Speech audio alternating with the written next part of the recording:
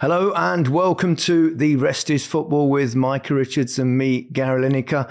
Newcastle United are the 2025 Carabao Cup winners. Alan's had an amazing day at Wembley. Needless to say, he's not going to make the pod because we're recording this on Sunday evening. I think he's at the party maybe with the players, certainly with a lot of supporters. I think he's had a wonderful day. But Micah, before we start talking about that match, and that's what we're going to cover today, just the Carabao Cup final, Alan's been sending us kind of updates and little videos throughout the day. So we're going to share them with you. Let's start with Alan on the way to Wembley. I think it's fair to say he was quite excited. Right, guys, this is where it all begins. I'm just about to set off to Wembley. This is the day. History is going to be made. The Toon Army v Liverpool. What a day ahead. What a long day ahead. Well, it will be a long day if we get the right result. Anyway, I'll check in later on with the teams and when I arrive at Wembley. So, speak to you soon, guys. Come on, Geordies! He arrived at Wembley nice and early. They had a lunch before the game and then he spotted a good omen. Guys, I've got to the table. Look what's on the table. Two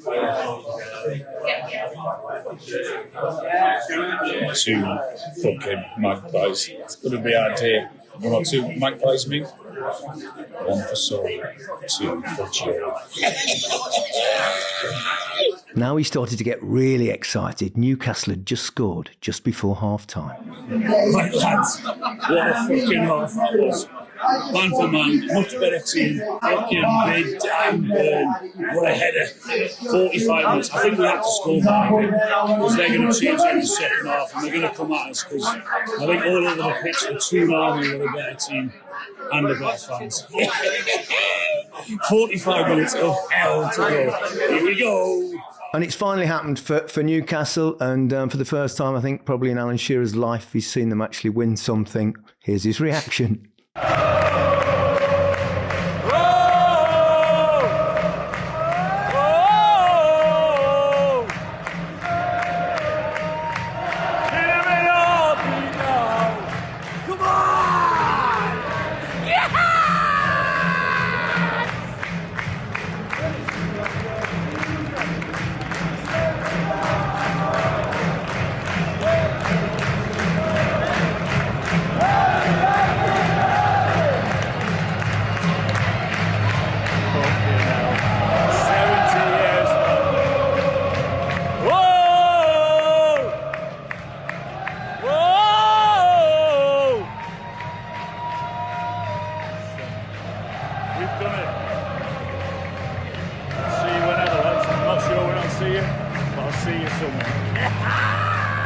Fantastic stuff. What a day out, I think. What a day out Alan's had. And I'm so pleased for all the Newcastle fans. I know it's a very disappointing day for Liverpool and their supporters, but you know they've won lots of things over the years and it's been a long while for Newcastle to wait. And boy, they deserved it. I thought they were absolutely superb, Micah. Yeah, I mean, it was... First, I would like to say the atmosphere. So I was working for CBS. We don't normally do the League Cup, normally just do Champions League. May I say, Mikey, that you look very, very dapper. Well, thank you, Gary. Well, thank you very much, you know. These are not actual shades for the people looking at me. Why has he got shades inside? They've just got a little tint on them, you know. A lot of people calling me a welder. Oh, but yeah, we got to the ground. We get there obviously nice and early. And I have to say, the Liverpool fans and Newcastle fans were extraordinary. And we were sort of at the halfway point so we could hear both sides of the fans. So it just seemed like a great occasion. I know a lot of people talk down of the League Cup. A lot of people, you know, obviously like the FA Cup, the League and the Champions League, even Europa League. But it was a special, special day out and the fans made it incredibly. I don't know, there was sort of a feeling of a big occasion. And maybe that's because Newcastle had not won something for so long. Maybe, you know, Slot, although he's doing very well in the league, you know, the fans were right behind him and wanted to see some silverware. So I just thought I'd say that before we started. As for the game, it was intense. I thought Newcastle were outstanding from start to finish. If you go back to Newcastle a couple of years ago against Man United, I don't like using the word froze. There was something in it where they looked a little bit nervous, which is you expect, it was the first final for a lot of their players. But there was a different calmness about them today. They knew exactly what they wanted to do. Yes, at times we had to play longer football, but in terms of the press and winning the second balls and defending as a team, I just thought they were brilliant. We talked about, or Alan talked about, the loss of a Gordon and the loss of a Lewis Hall. That's a whole left-hand side which have been brilliant this season. But I thought Livramento and Harvey Barnes were exceptional. And I'm not just talking about on the transition. I'm talking about defensively in that block. The whole game was just amazing from their point of view. I'd love to see him give it everything within the game, but stick to the plan of what the manager wanted, I think what was really quite remarkable was the fact that every one of Newcastle players played really well. Every single one of them turned up. They had great energy. There was no fear. They were confident. They dominated Liverpool. As you said, they pressed really well. There was a great energy. They won the midfield battle. They were terrific in there. I thought Joelinton was absolutely superb. He was everywhere. And then you can say the same about pretty much everyone. You mentioned Livramento. I thought the two at the back. I thought, Dan Burn, what an incredible performance from him alongside Cher. Trippier showed all his experience and his qualities. We said the midfield three. Isak's just a class act. And I thought Jacob Murphy's, every single one of them that started, and even when they came on, they weren't afraid of it, even though it's been a long time. And I was wondering before the game whether it just might be a bit daunting for them, because the expectation and the pressure on them, because of the fact that they've not won a domestic trophy for 70 years, and the incredible desire from the fans that they wanted it so badly, that I thought it might have perhaps a detrimental effect on some of the performances. But to a man, they absolutely bossed that game. Absolutely. You summed it up perfectly. We'll start with Big Dan Burn. The fact that last season he was playing a lot at fullback, and then obviously they've had injuries to Botman, and then he moves across into centre-back. But he was like that. That's one of the best centre-back performances I've ever seen. And I'm not. And people will say getting overexcited. I'm really not, because a lot of people say he's not good enough for Newcastle. He's one that they should get rid of. But to have that mentality to go into that game against Liverpool, but he won absolutely everything. He was on the front foot. He knew when to drop off. And his goal was just remarkable. I think a lot of people will talk about the goal, but did you see the fade from Kieran Trippier? And I spoke to him after the game. We had an interview him afterwards. And he said he didn't put in-swingers in because Virgil van Dijk, he dominates that area. So they just started to go for he said the centre to the back post and lift it a little bit higher, because Dan Burns taller than anyone. So if he could get a little bit of a run, and the ball in was just amazing. And for him because when the ball's that high, and a lot of people talk about what's the difference between in-swinger, out-swinger, why do people put fade, why do people put bend, curl, whatever it may be, is when the ball is that high and it's sort of hit with a little bit of swerve, but the ball is flat, then you have to get more power in the header.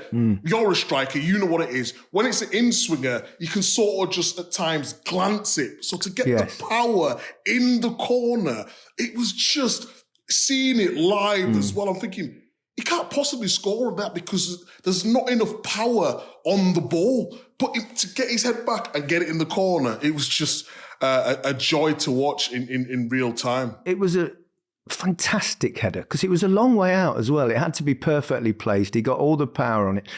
You're right. You're absolutely right about the technicalities of heading it. One, if it's bending towards the goalkeeper, you just need a little glance. But if it's coming away from the goalkeeper like a slice, The one thing it does help you with, of course, if the ball's coming towards you, it's perhaps easier to get power, although you can't just flick it in sideways. So you've got to face it head on, literally. And he certainly did that. And, and I think that tactical side of things from the corners really worked for them, because obviously they like to keep Van Dijk in the middle, because they mark space there and he's dominant. And that was a very clever tactic, and they were a threat from set pieces right throughout the game because of that. And it was funny, we were all watching it. I was watching it with my 4 boys at home, and everyone cheered. And I think that will be a little bit like around the country, except possibly Sunderland fans and obviously Liverpool fans, but because. It was a magical moment, but you felt like with their domination in that first half and the chances that they had, you felt like they really needed to get that goal, and to get it just before half time was a real fillip for them. But again, you said about Eddie Howe. I think he's the first English manager to win a domestic trophy since Harry Redknapp, which was quite a few. I think was it 2008. 2008, yeah. It's mad, really. And, there's still no English managers won the Premier League yet either. So, do you know the last English manager to win the top flight title? I already know it. Howard Wilkinson. Leeds. Yeah, exactly. Leeds. Well, of course, it's one of your teams. Of course I do know that one. Yeah. But I was just so happy for Eddie Howe, because it's a tough spot at Newcastle. You have new owners and everyone thinks you're going to spend loads of money. But obviously financial fair play comes into play, and it's very difficult. It's almost like, what's the plan? You've got all this money, but you can't spend it.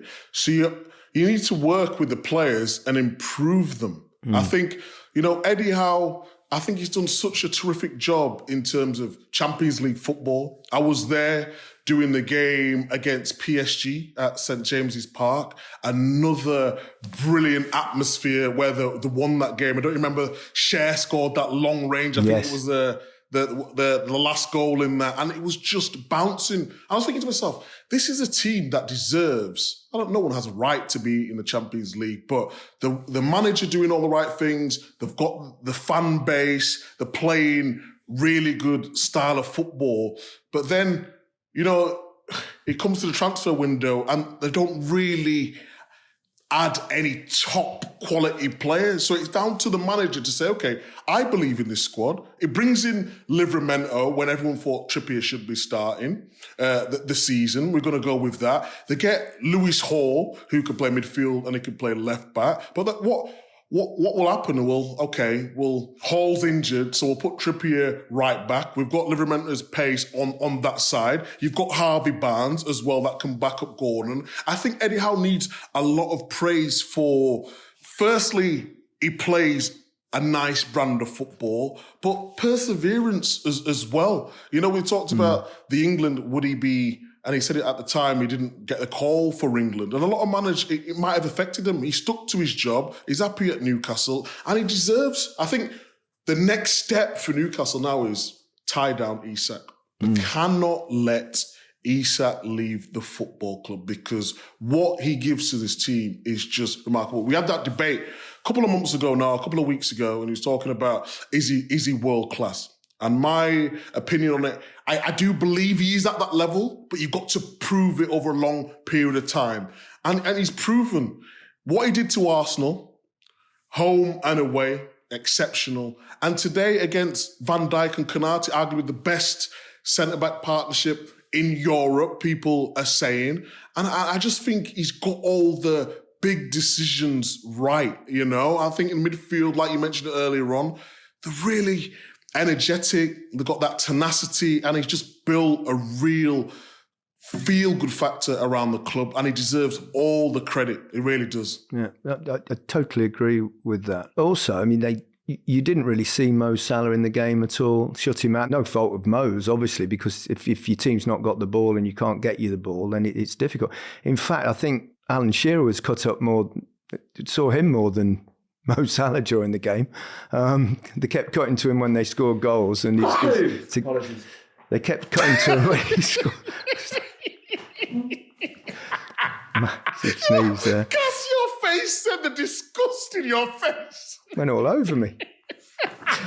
Yeah.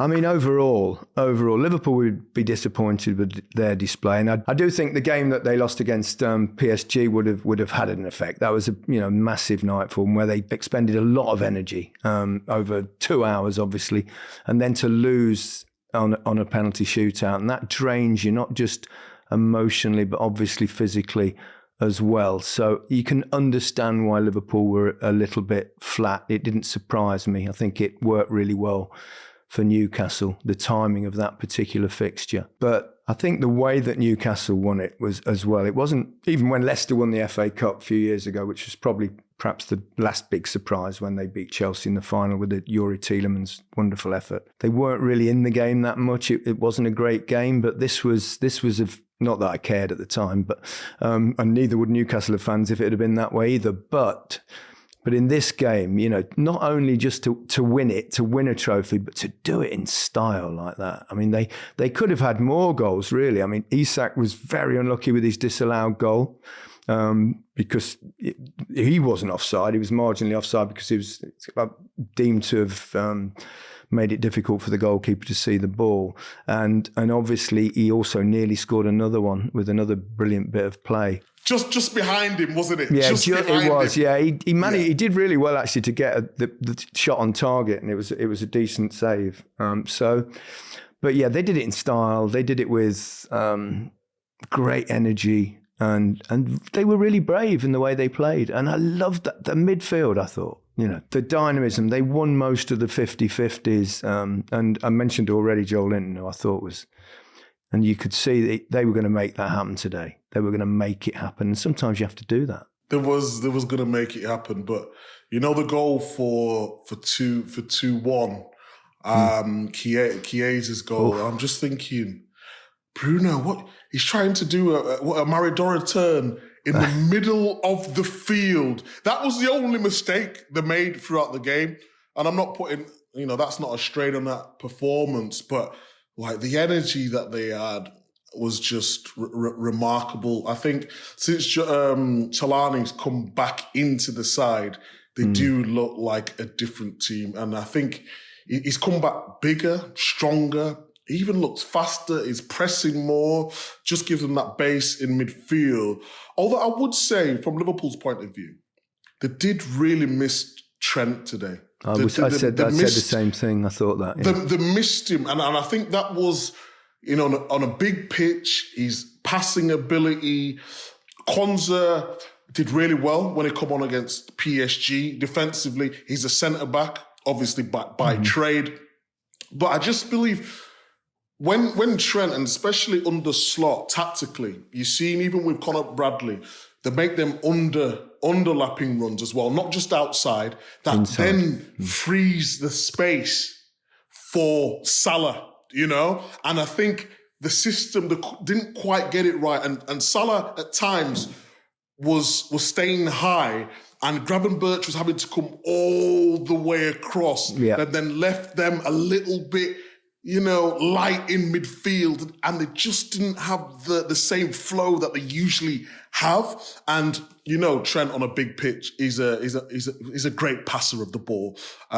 Whether he's driving forward, whether he's getting on the ball in that space, making things happen. I just thought, from Liverpool's point of view, they really missed him. In terms of Liverpool, Micah, it's been a tough few weeks. They went out in the FA Cup to Plymouth. They got beaten, of course, by PSG, and now they've lost this final. They were, fighting on four fronts, probably three, because the FA Cup was early stages. But and now there's just the league left. But it's very, very unlikely that they'll slip up in the league. But they've had a little dip in form at the wrong time. Yeah, well, we've lauded Slot for what he's done so far in the season. I've said many times on this pod, I still think Liverpool have another gear to go. I think that they're really reliant on Salah. If Salah is kept quiet, although at times this season you can't really keep him quiet in terms of goals and assists, he's been outstanding. But I said again on a few pods ago that Liverpool was fighting for 3-4 trophies a couple of seasons ago. They ended up with the FA Cup, with the League Cup. Let's not take away anything from what they're doing within the league. The league is absolutely huge. The last time Liverpool won the league, it was in COVID. The fans didn't get to enjoy it. And if you say to a Liverpool fan at the start of the season, you'd be 12 points clear to win the league, they would have taken it after how, they finished last season. Yes, it's a disappointment the last couple of weeks. Let's not be PSG are a good side. Seriously good side. If you watch European football a lot, and a lot of people think, okay, Mbappe's gone. They're not. PSG are a good, they know exactly what they've got. A good coach, good tactics, know exactly what you want. That could have went 50-50. It went to penalties. That's a roll of the dice. Plymouth, you talk about in the FA Cup, there was a lot of changes within that squad. They played a lot of young players, a lot of minutes for a couple of the senior players, to get some minutes under their belt. So I totally understand it. Yes, it would hurt. Of course it would hurt. But end of the day, if you say Liverpool win the league at the end of the season, it's been disappointing. Of course it has. But you take that. You take that 100%. Absolutely. Exactly. Do you think they should have had a penalty, the Trippier handball? Well, I was looking at that a couple of times. Did it just touch his his hand? I mean, the thing was his hand fingers was away from his body. I mean, I think if they'd give penalties for that sort of thing, but it's ludicrous. But they do. But they do, sometimes. We saw it in the Champions League final when Tottenham played Liverpool, didn't we, in that first minute, and the hand went up in the air. And we have seen those entirely accidental handballs. But when I saw the replay, I thought, ooh, they might did actually. give this. I was like, ooh, what's happening here? Then it went on, didn't it? So, I agree with you. If it had been given, no one could complain about it. But it wasn't. It's one of those things, I think. Even I was listening to Liverpool fans on the radio coming back from the game. What they saying? They've all been saying congratulations to Newcastle fans. It's just one of those things. The better team on the day won. And sometimes you have to accept that as professionals. We've all been there. You hold your hands up and say, look, it wasn't a fluke. Newcastle were better in every area of the pitch. For Liverpool fans as well, the likes of Chiesa, what he could do, I'd like to see a little bit more from him.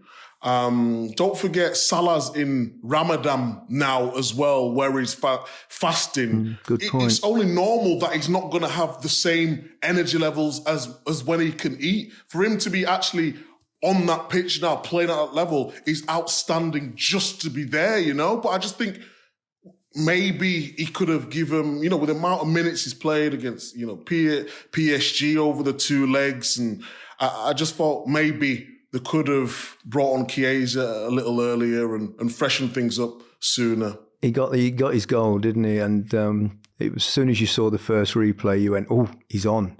And yes. I was saying before to the lads, I said, Liverpool will definitely get one because it's never that easy. There's always a moment. But even that time that they had to manage at the end, they did it really well. They got in the corners and kept the ball and they did all the right things. And Liverpool really never threatened to get that equaliser. Yeah, no, I think I was sort of disappointed with Luis Diaz today. I know he's been through a lot with his father getting kidnapped and all that sort of thing. But when I've seen him previously, he's been electric. He's been up and down. But it's hard for forwards though, Mike. If your team's being dominated and you're not getting much of the ball and there's not, whereas most of the season they've been easily the better side in the games they've played, and that's when forwards come into their own. But he did have a quiet day, as did Mo, and in fact they were pretty blunt up top, mainly because they weren't getting the service, because Newcastle was so good and they defended really well as well, I think. It's tough playing up front when your team's not got the ball. And they actually had quite a lot of possession, Liverpool. I think they had more possession than Newcastle, but it wasn't the kind of penetrative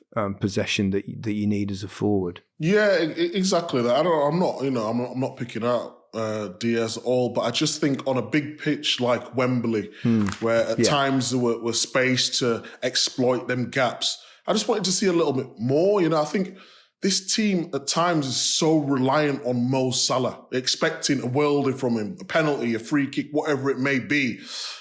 I just thought from Liverpool's point of view, the performance was a little bit flat. And maybe it was psychologically from the PSG result, but yeah, I wanted to see a little bit more. Yeah, it wasn't a great day for them, and it happens. You have days where things don't go for you. It was very much Newcastle's day today. It really was. Where do you think Liverpool perhaps, I mean, they've had such a good season up until the last couple of weeks, but where do you think they need to strengthen? I would say, I think they need a 9. Yes. Definitely there. Totally agree with you. I think they need a 9. I think they need a left back. I think Robertson has been a fantastic servant for Liverpool. I know they've been linked with Kirkes at Bournemouth.